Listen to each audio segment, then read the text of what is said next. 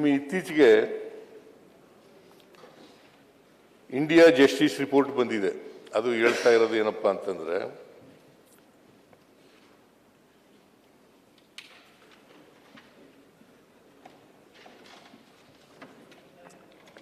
ನಾರಾಯಣ ಸ್ವಾಮಿ ಅವರು ಕೂಡ ಹೇಳಿದ್ದಾರೆ, ಲಾ ಅಂಡ್ ಆರ್ಡರ್ ಸಿಚುವೇಶನ್ ಇಲ್ಲ, ಹಾಳಾಗ್ಬಿಟ್ಟಿದೆ ಅಂತ ಹೇಳಿದ್ದಾರೆ.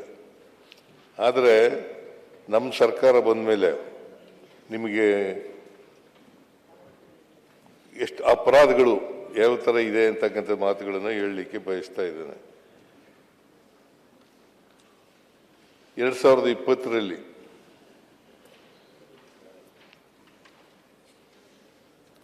ಸಾವಿರದ 314 ಕೊಲೆಗಳು 2020ರಲ್ಲಿ. 21ರಲ್ಲಿ 1339,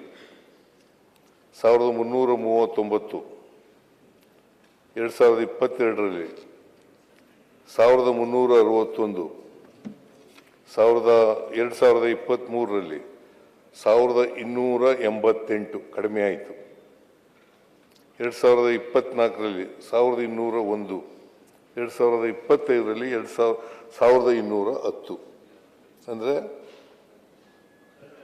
ನಿಮ್ಮ ಕಾಲದಲ್ಲಿ ಜಾಸ್ತಿ ಇತ್ತು, ನಮ್ಮ ಕಾಲದಲ್ಲಿ ಕಡಿಮೆ ಆಗ್ತಾ ಹೋಗ್ತಾ ಇದೆ. ನಮ್ಮ ಉದ್ದೇಶ ಕಡಿಮೆ ಮಾಡೋಕ್ಕಾಗಲ್ಲ, ಅಫೆನ್ಸ್ಗಳನ್ನು ಸಂಪೂರ್ಣವಾಗಿ ಅದನ್ನು ಇಲ್ದಾಗ ಮಾಡೋಕ್ಕಾಗಲ್ಲ. ಆದರೆ ಕಡಿಮೆ ಮಾಡಲಿಕ್ಕೆ ಶಕ್ತಿ ಇದೆ ಯಾವುದೇ ಸರ್ಕಾರಕ್ಕೆ. ಕಡಿಮೆ ಆಗ್ತಾ ಇದೆ. ದರೋಡೆ 2020ರಲ್ಲಿ 186 ಇತ್ತು, 2021ರಲ್ಲಿ 179,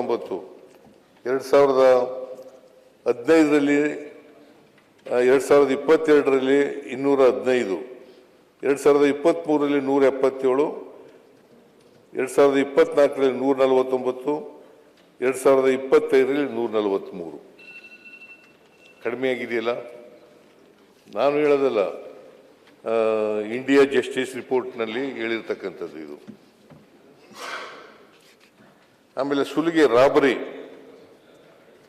2020ರಲ್ಲಿ 858 ಇತ್ತು. ಆಮೇಲೆ 2020ರಲ್ಲಿ 978 ಆಯಿತು. 22ರಲ್ಲಿ 1064 ಆಯಿತು. 23ರಲ್ಲಿ 1234 ಆಯಿತು. ಆಮೇಲೆ ಕಡಿಮೆ ಆಯಿತು. 2024ರಲ್ಲಿ 986, 2025ರಲ್ಲಿ 626, 438 ಕಡಿಮೆ ಆಯಿತು.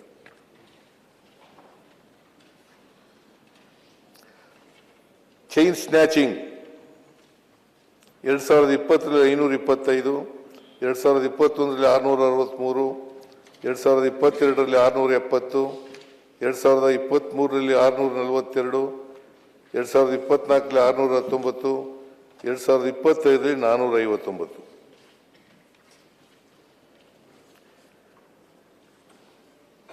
ರಾತ್ರಿ ಮನೆ ಕನ್ನ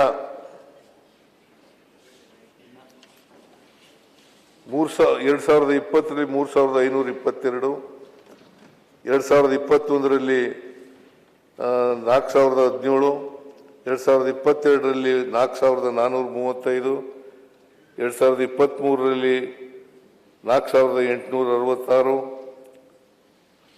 2024ರಲ್ಲಿ 4330, 2025ರಲ್ಲಿ 3905. ವಂಚನೆ, ಚೀಟಿಂಗ್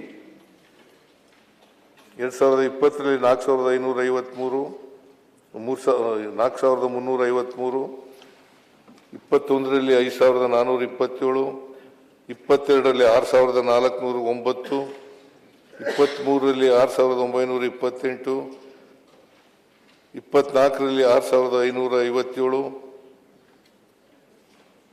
25ರಲ್ಲಿ 5839 ಕಡಿಮೆ ಆಗ್ತಾ ಇದೆ. ವರದಕ್ಷಿಣೆ ಸಾವು 2020ರಲ್ಲಿ 176, 21ರಲ್ಲಿ 157, 22ರಲ್ಲಿ 169, 23ರಲ್ಲಿ 158, ಈಗ 24ರಲ್ಲಿ 112, 25ರಲ್ಲಿ 115. ಬಾಲ್ಯ ವಿವಾಹ ನಿಷೇಧ 2020ರಲ್ಲಿ 180, 2021ರಲ್ಲಿ 263,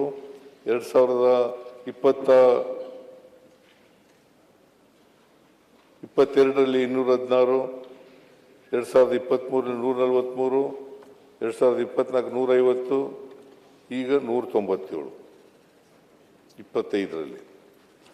ಸೊ ನಾನು ಯಾಕೆ ಇದನ್ನೆಲ್ಲ ಪ್ರಸ್ತಾಪ ಮಾಡ್ತಾ ಇದ್ದೀನಿ ಅಂತಂದರೆ, ನಾನು ಲ್ಯಾಂಡ್ ಆರ್ಡ್ರು ನೀವು ತಿಳ್ಕೊಂಡಿರೋಷ್ಟು ಕೆಟ್ಟೋಗಿಲ್ಲ. ನಿಜ, ಇಂಪ್ರೂವ್ ಆಗಬೇಕಾಗಿರ್ತಕ್ಕಂಥದ್ದು ಸತ್ಯ. ಲ್ಯಾಂಡ್ ಆರ್ಡರ್ ಇನ್ನೂ ಇಂಪ್ರೂವ್ ಆಗಬೇಕು, ಅದನ್ನು ನಾನು ಒಪ್ಕೊಳ್ತೇನೆ. ಆದರೆ ನೀವು ಹೇಳೋ ರೀತಿಯಲ್ಲಿ ಅಥವಾ ನಿಮ್ಮ ಸರ್ಕಾರ ಇದ್ದಾಗ ಇದ್ದಂಥ ಅವಧಿಯಲ್ಲಿ ಅಪರಾಧಗಳು ನಡೆದಂಥದ್ದು ನಮ್ಮ ಸರ್ಕಾರದಲ್ಲಿ ನಡೆದಿಲ್ಲ ಅಂತಕ್ಕಂಥ ಮಾತುಗಳನ್ನು ಹೇಳಲಿಕ್ಕೆ ಬಯಸ್ತಾ ಇದ್ದೇನೆ.